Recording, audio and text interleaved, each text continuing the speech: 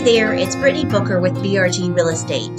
Let's take a drive through the canopy of mature trees to your vacation getaway, primary residence, or investment opportunity in the resort-like gated community of Windjammer Village.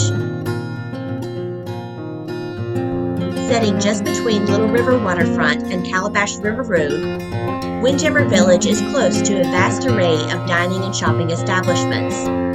Take your pick of beaches to visit, with both Cherry Grove and Sunset Beach being a short car ride away.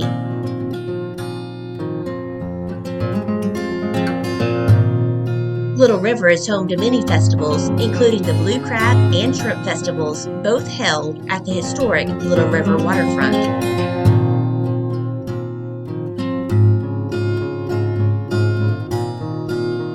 There are certainly no two homes alike in Windjammer Village. Homes range in size from 1,200 to 2,800 square feet.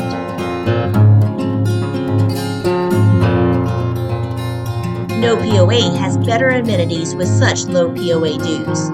Junior Olympic-sized pool, playground, sport courts, boat ramp, pier with shoe floating docks, boat storage, beach area, and a clubhouse with a library, gym, and game room, just to name a few.